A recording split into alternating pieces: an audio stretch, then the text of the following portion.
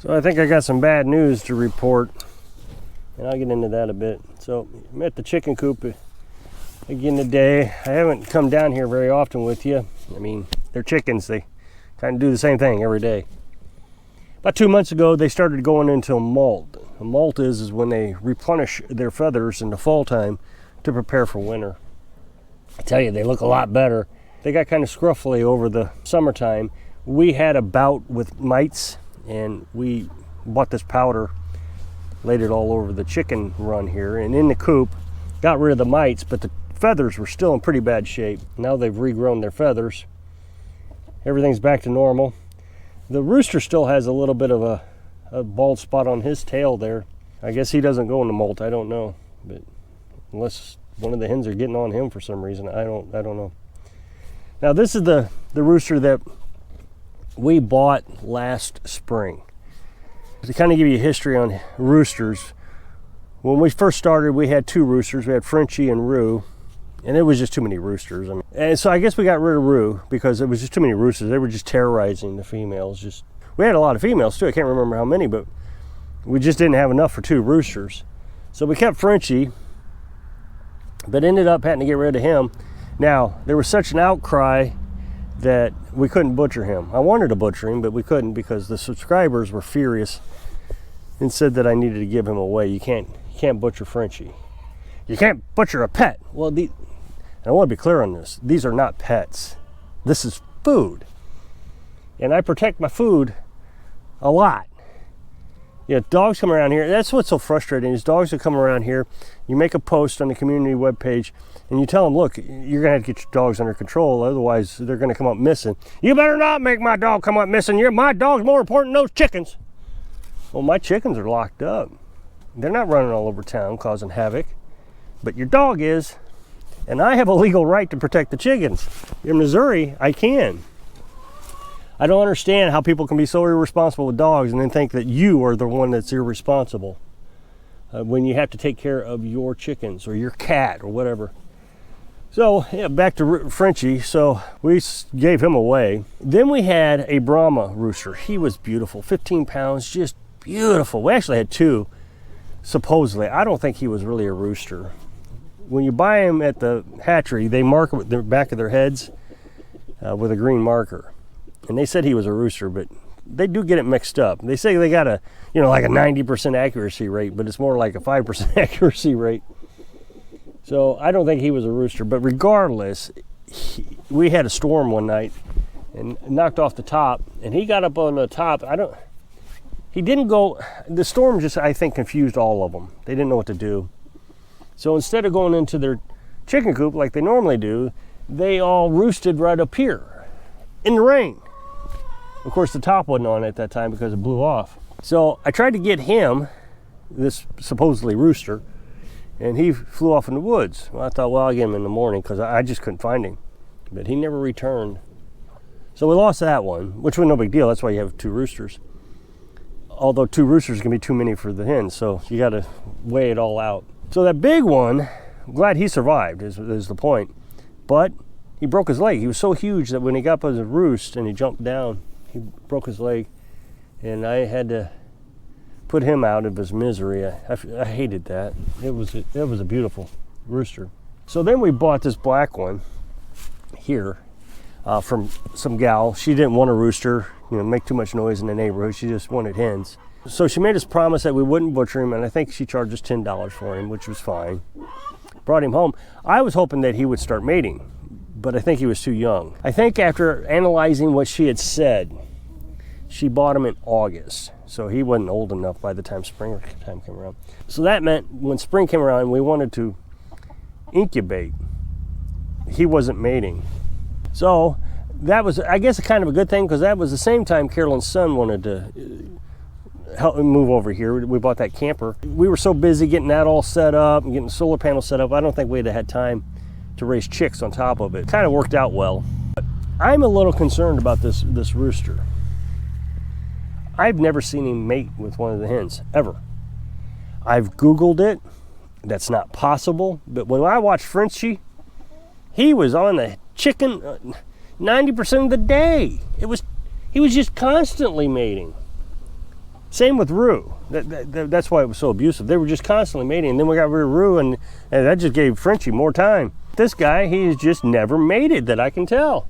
I guess what we'll do is in the springtime, we'll go ahead and collect up, I think it's 23 eggs for the incubator, and we'll incubate them. And if they don't produce any chicks, then we'll just go out and buy some chicks this year and get us a new rooster on top of it. Usually you want to sex them, but what we want to do, since the incubator, you get about 50% rooster, 50% females, so you'll get, out of 23, you'll get 12 and 11, one way or another.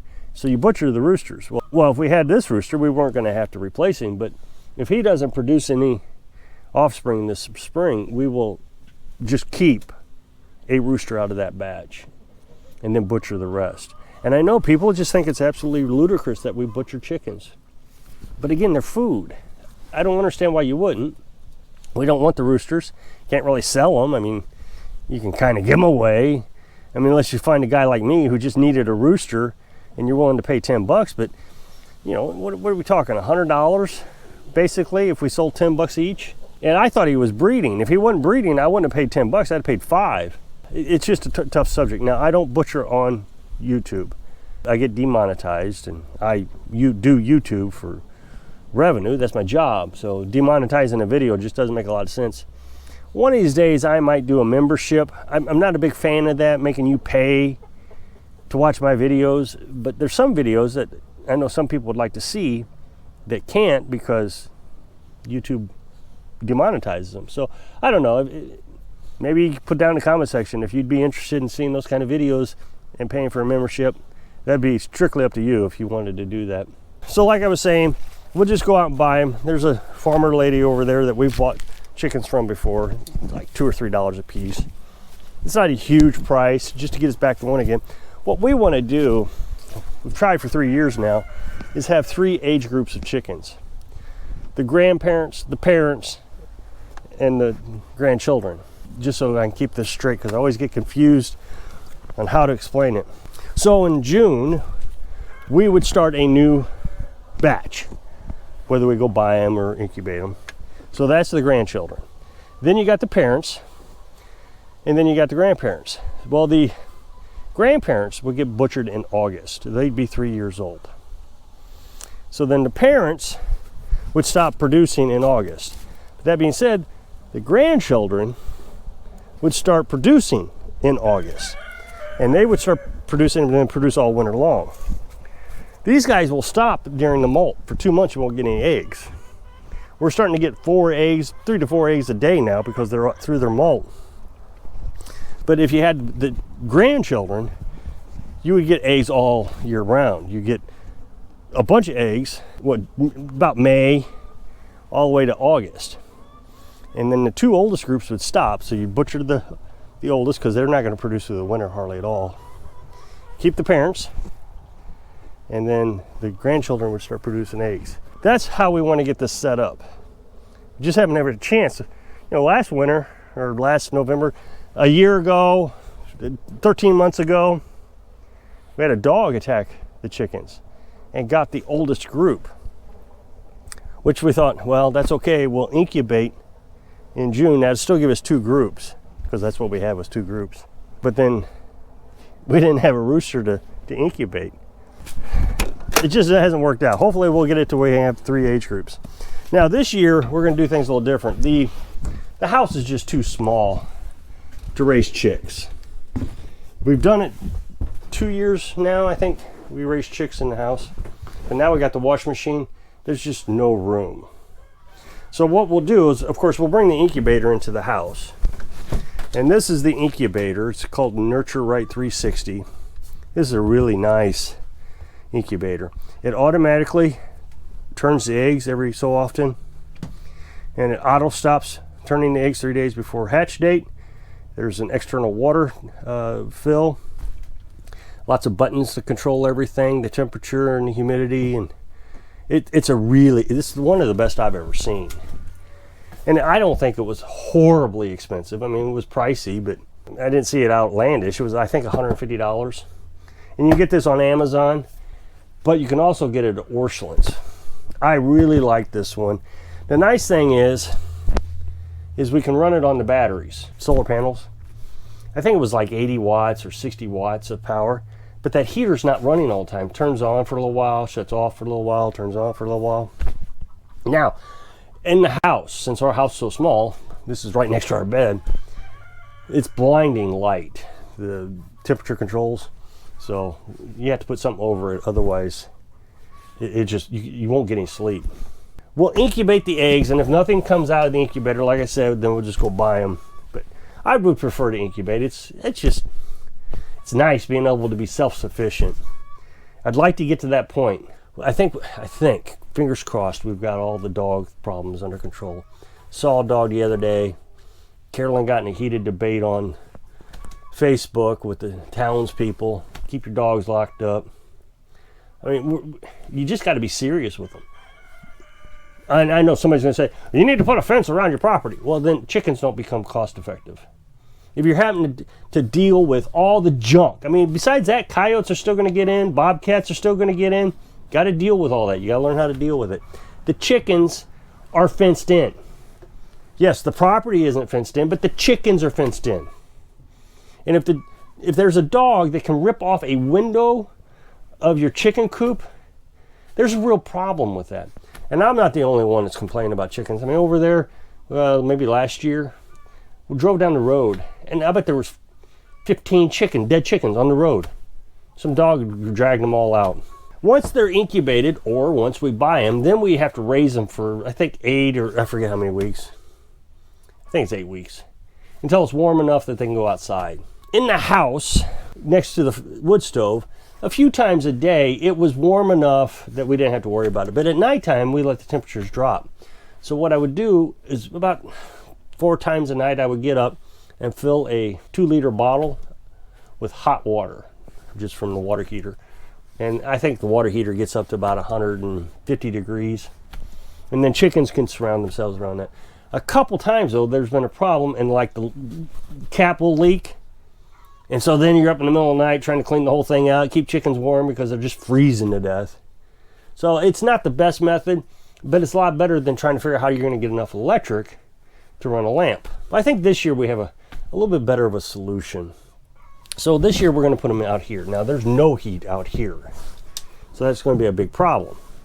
But this is the bedroom, kind of a storage area right now, but we're going to convert it into like the chick room. So this lifts up, and so now you have this whole space that you can put chickens. And so what we're planning on doing is insulating this really well. And then we could put maybe a 20-watt light bulb in here. It wouldn't have to be a lot, just enough to keep them where they can come up to the light, stay warm. So 20 watts we could handle on a battery pretty easily. Now Carolyn said there's some heating pads that don't take electricity. So we're looking at all that stuff. So we're looking at all kinds of options for this next year. If worse comes to worse, obviously I'll go back to getting the hot water bottles and bringing them down here a few times a night. It's not the worst thing in the world. Of course, you got to worry about cleanliness because you got to clean these like every other day. So we'll get tubs, green tubs, those Rubbermaid tubs we'll put in here. And that way you can take the whole tub out and clean it. And what we'll do is we'll connect all the tubs. There'll be like maybe 4 tubs in here, and you cut a hole to each tub so they can just go from one tub to the other tub and run around. We've done that before we lived here. That way they have plenty of room and they can party with the friends that they want to party with, and there's no fighting. This would be a lot better option. A lot of separation that they can go through and keeping this insulated. Now we do have a buddy heater, and if needed, we could run the buddy heater in here in this room to help keep it warm. I mean, that's a lot of propane cost, and you don't want to run a lot of propane if you don't have to. Also, the propane heater, the buddy heater, doesn't have a thermostat. It's either on or off. It has a high-low, but it's either on or off. So you still have to get up in the middle of the night and see how warm the room is. But this is the best option. Carolyn's starting to bring all the feed in here. That'd be a nice little storage. She's putting it in buckets. We have a barrel outside, but all the remnant type of feed, the alfalfa and sunflower seeds, bring it in here. put them in buckets so mice don't get into them. So I guess the point is that we're going to fire the rooster if he doesn't start producing. And I know I made that promise to that lady. I guess I just had to sell him. Yeah, it's crazy how people just don't want you to kill roosters. I mean, that's what they're there for. We had meat birds. I mean, literally meat birds. We advertised them as meat birds. We knew that they were meat birds. YouTube viewers knew they were meat birds. And then we butchered the meat birds. What'd you do with the chickens? They were so cute. The thing is, with meat birds, they'll have a heart attack if they get too old. I think meat birds are almost an abusive breed. Whoever put those Cornish cross-ins is what they're called. That's an abused chicken there. I don't know if we'll do that again. So if you'll click this up next box, it'll take you to a video where I was talking about how crazy I am. So I hope I can inspire you to come up with a plan when they continuously fail. Thanks for watching.